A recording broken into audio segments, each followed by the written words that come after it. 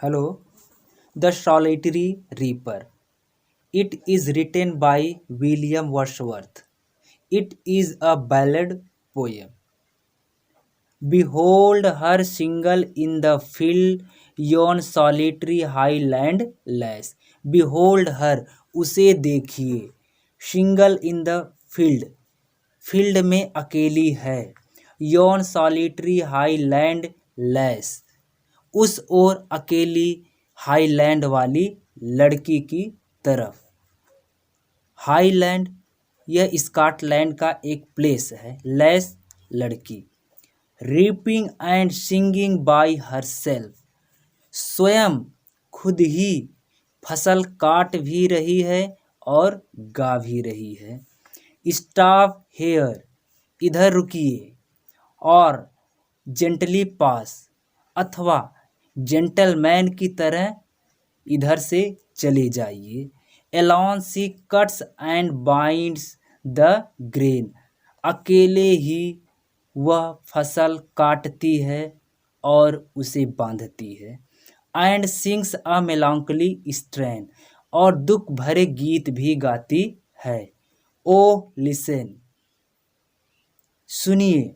For the valley profound is overflowing with the sound. सुनिए, उसकी आवाज़ या उसकी यह गूंज पूरी की पूरी वैली में गूंज रही है. No nightingale did ever chant. कोई नाइटिंगेल भी ऐसे नहीं गा सकती है. More welcome notes to weary bands of travellers in some shady haunt. Shady haunt, haunt means एक अड्डा होता है, छायादार अड्डे.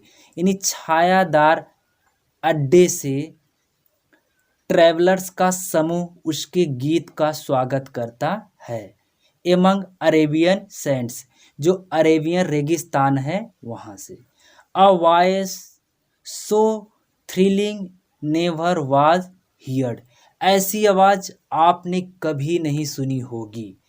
इन spring time from the cuckoo birds. बसंत ऋतु में कुक्कू बर्ड्स के द्वारा. कुक्कू एक पक्षी है जो बहुत सुंदर ही गाती है. ब्रेकिंग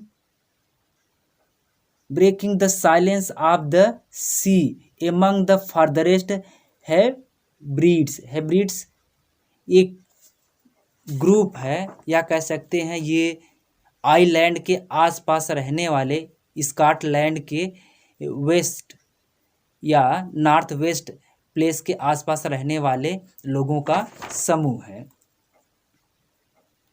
अर्थात यह पोयम वर्ड्सवर्थ की बहुत महत्वपूर्ण पोयम है. इसमें बताया गया है कि breaking the silence of the sea among the farthest Hebrides. यानी हेब्रिड्स के आसपास जो लोग रह रहे हैं और जो सागर है उसके साइलेंस, उसकी चुप्पी को भी तोड़ दे रही है. No one tell me what she sings. कोई मुझे नहीं बताएगा व्हाट सी सिंग्स, जो वह गाती है. परहैप्स, शायद. The plaintiff numbers flow. शायद दुख भरे गीत उसके स्वर से निकल रहे हैं. फॉर ओल्ड, या फिर कोई पुराने गीत. या फिर अनहैप्पी, या फिर कोई दुख भरे सॉन्ग हो. फार ऑफ थिंग्स, जो बहुत ही लंबे समय से लोगों के द्वारा भुला दिए गए हो. एंड बैटल्स लॉन्ग एगो, या फिर किसी रणभूमि में गाए जाने वाला गीत जो बहुत पहले गाया गया हो, या कोई ऐसा बैटल हुआ है उस बैटल पे लिखा हुआ गीत गा रही है. और is it some more humble lay. अथवा ये कोई हम्बल ले एक प्रकार की पोयम होती है, अथवा यह हम्बल ले पोयम गा रही हो. Familiar matter of today. अथवा ये किसी के परिवार से संबंधित कहानी हो सकती है.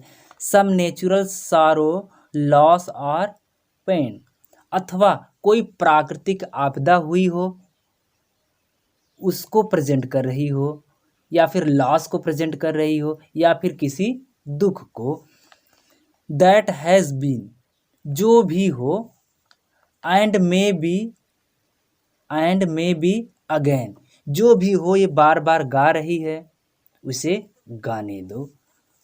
वाट एवर द थीम, इसका विषय कुछ भी हो, इसका सब्जेक्ट या इसका थीम कुछ भी हो। द मैडेन सैंग्स, इस लड़की ने जो गीत सुनाया। एज इफ, मानो, हर song could have no ending, इस लड़की ने जो गीत सुनाया एज इफ, मानो कि उसके गीत कभी समाप्त ही नहीं हो सकते हैं।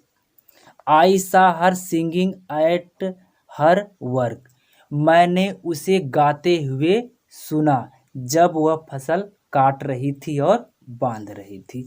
And over the sickle bending, जब वो फसलों को बांध रही थी।